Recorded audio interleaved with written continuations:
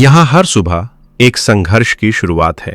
बर्फ की चुप्पी, हवा की धार और आग की लौ, यही तीन चीजें तय करती हैं कि आज कौन जिंदा रहेगा। नगानासन जनजाति के लिए सुबह का मतलब सिर्फ रोशनी नहीं, बल्कि सुरक्षा का हिसाब है। आग कितनी मजबूत है, बर्फ कितनी सख्त है और रास्ता कितना सुरक्षित है।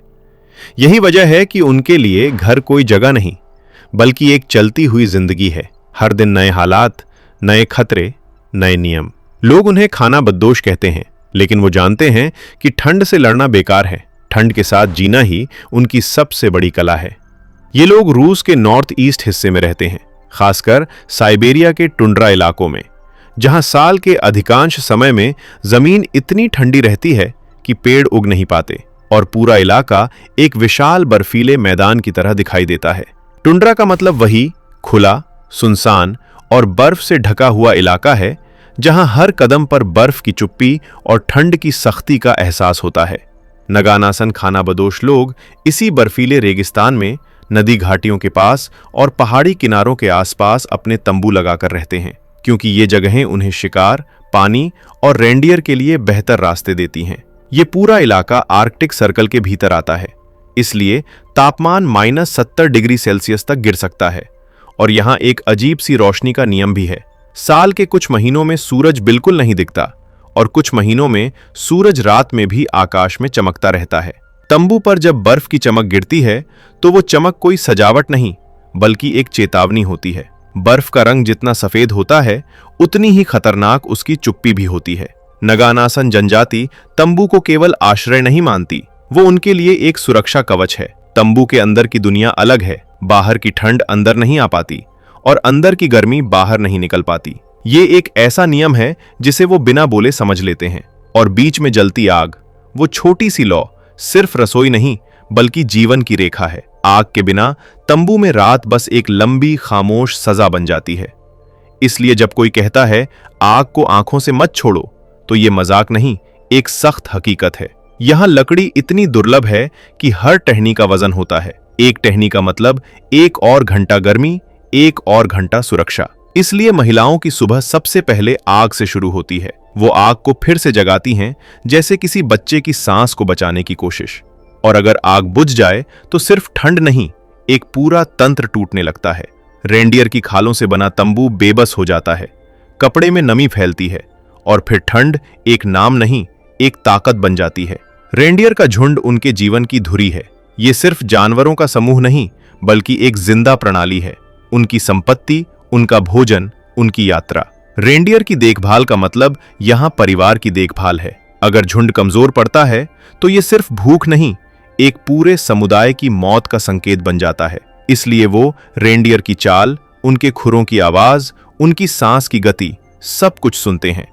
बच्चे भी बहुत जल्दी ये सीख जाते हैं कि रेंडियर की थकान का मतलब उनके परिवार की कमजोरी है। एक बच्चा अपने पिता से पूछता है, पापा, रेंडियर क्यों थकते हैं? पिता ने गंभीरता से कहा, क्योंकि हमें चलना है और रेंडियर ही हमें चलाते हैं। यात्रा की शुरुआत में वो बर्फ पर चलने की तैयारी करते हैं, जैसे कोई सैनिक युद्ध के लिए।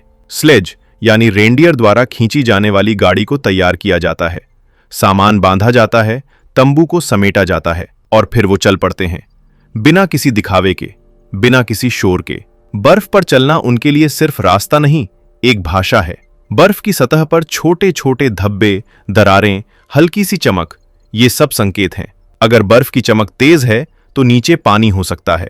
अगर बर्फ की सतह खुश्क नहीं है तो वो कमजोर हो सकती है। इसलिए वो बर्फ को पढ़ते हैं जैसे कोई किताब पढ़ता है। और यही उनकी असली ताकत है, जिसे वो बर्फ की भाषा कहते हैं। और फिर आता है उनका सबसे बड़ा दुश्मन, बर्फ के नीचे छिपा पानी। एक गलत कदम और इंसान सीधे पानी में चला जाता है। पानी में कुछ ही मिनटों में शरीर की गर्मी खत्म हो जाती है और फिर मौत इतनी तेज होती है कि कोई चीख भी नहीं सुनाई देती। इसलिए वो अक्सर रात में नदी पार करते हैं, जब तापमान और गिरता है, क्योंकि इस समय बर्फ ज्यादा सख्त होती है। ये उल्टा लगता है, ज्यादा ठंड, ज्यादा सुरक्षा, लेकिन नगानासन जनजाति की दुनिया में यही नियम है और इसी नियम के साथ वो आगे बढ़ते हैं, बिना किसी जल्दबाजी के, क्योंकि यहाँ जल्दी का मतलब अक्सर गलत होता है।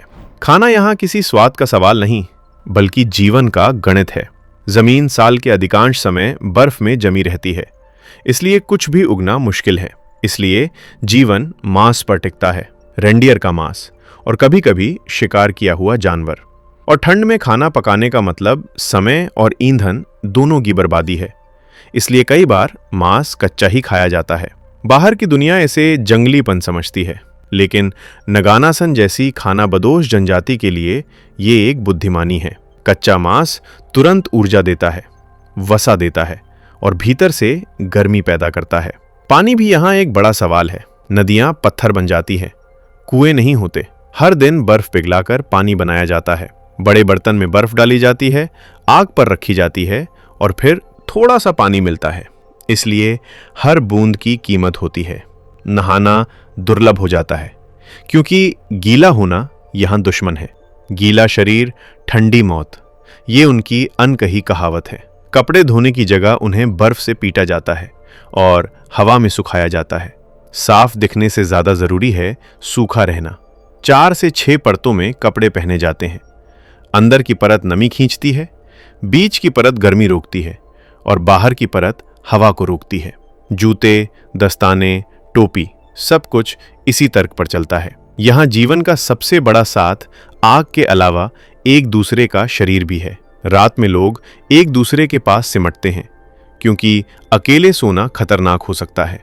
कई बार महिलाएं पुरुषों को अपने पास सोने के लिए बुलाती हैं, और ये किसी प्रेम कथा की शुरुआत नहीं, बल्कि ठंड से बचने की एक रणनीति है।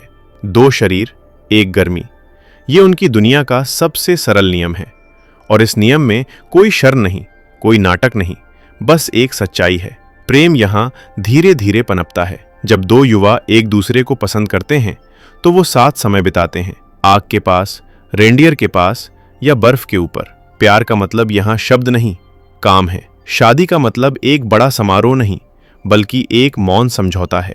शादी के बाद 2 लोग एक दूसरे की गर्मी, सुरक्षा और भविष्य बनेंगे। शादी के बाद उनके बीच की दूरी कम नहीं होती, बल्कि एक दूसरे के लिए जिम्मेदारी बढ़ जाती है। सुहागरात यहाँ किसी कहानी की तरह नहीं, बल्कि एक शांत, सम्मानजनक शुरुआत होती है।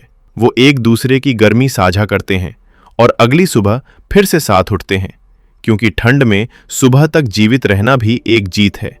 और वो जीत स्त्री के पुरुष के साथ सोने से और ज्यादा संभव हो जाती है। जैसे ही सूरज की कमजोर रोशनी बर्फ की सतह पर गिरती है, नगानासन जनजाति के लोगों की दुनिया में हर चीज एक नई गति पकड़ती है। इन खानाबदोशों का जीवन किसी कहानी की तरह नहीं, बल्कि लगातार चलती हुई मशीन की तरह है, जो रुकती नहीं, क्योंकि रुकना ठंड के सामने हार मान लेना है। वो बर्फ की चादर पर अपनी कहानियां नहीं लिखते, बल्कि अपने काम लिखते हैं, और यही काम उन्हें जीवित रखता है। जब दिन की थोड़ी सी रोशनी रहती है, तब बच्चे बाहर निकलते हैं, लेकिन उनका खेल सिर्फ मनोरंजन नहीं, ये एक अभ्यास है, एक तैयारी।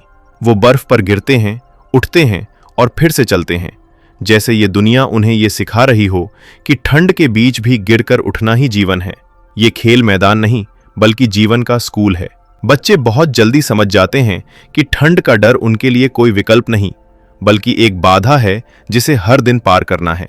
इसलिए वो अपने माता पिता की तरह नहीं डरते।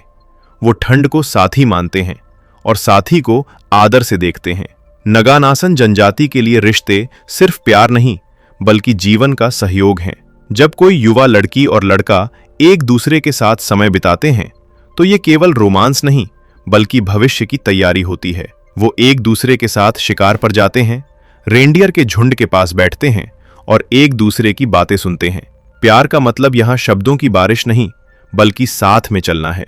शादी का मतलब कोई बड़ा जश्न नहीं, बल्कि एक मौन समझौता है। अब तुम मेरे साथ हो और मैं तुम्हारे साथ हूं, चाहे हवा कितनी भी तेज चले।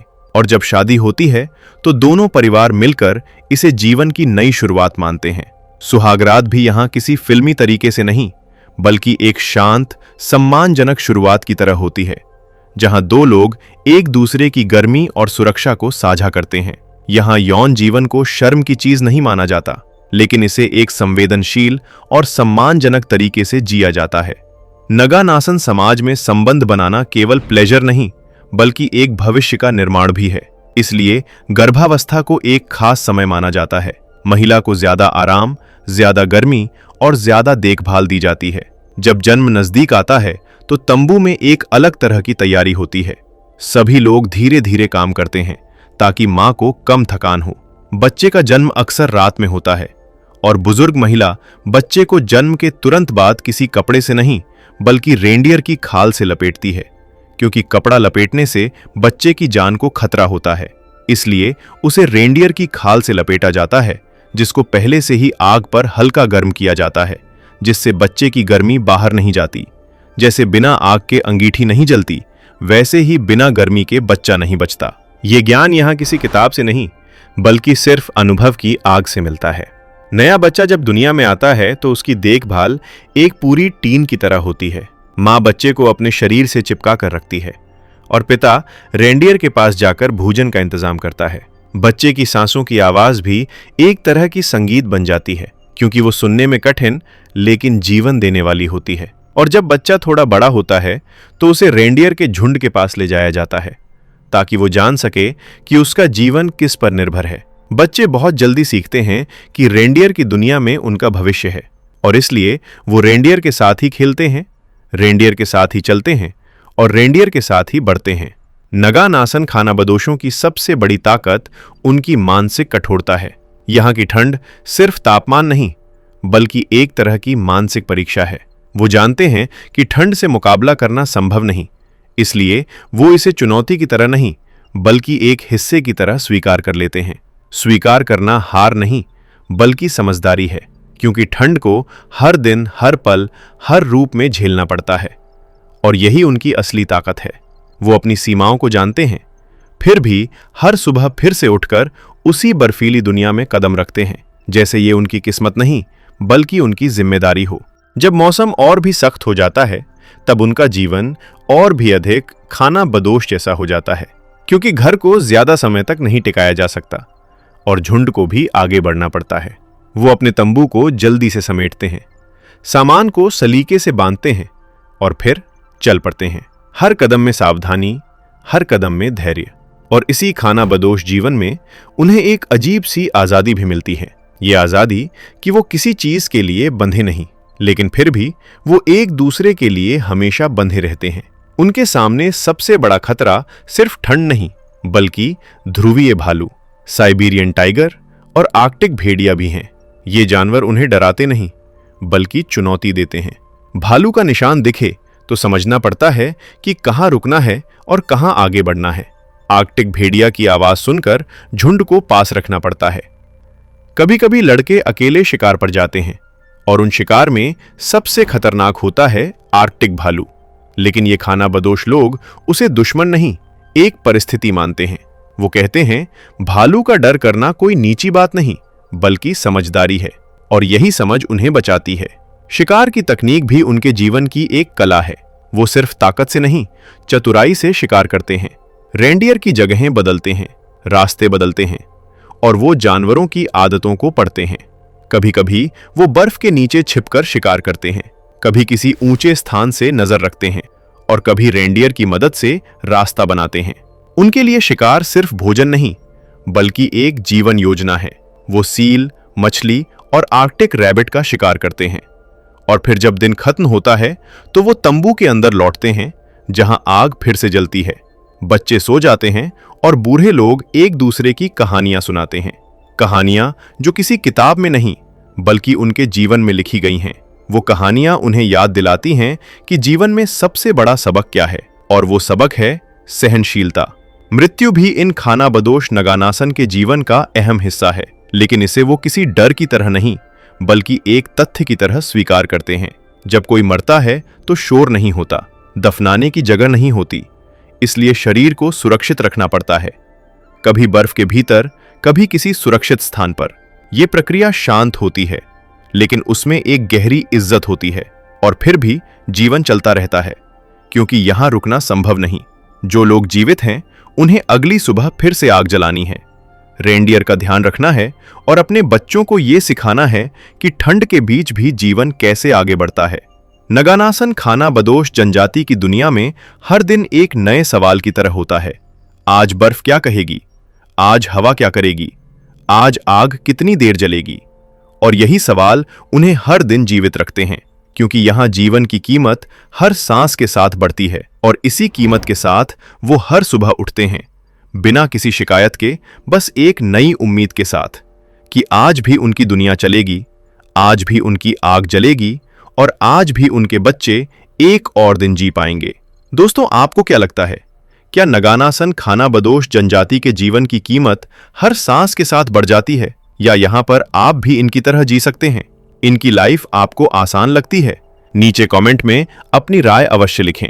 जाने से पहले वीडियो को लाइक करें, शेयर करें और ऐसी ही और वीडियोस के लिए हमारे YouTube चैनल फैक्टॉइड फैक्ट्स को सब्सक्राइब करें और सभी अपडेट्स के लिए बेल नोटिफिकेशन ऑल पर सेट करें।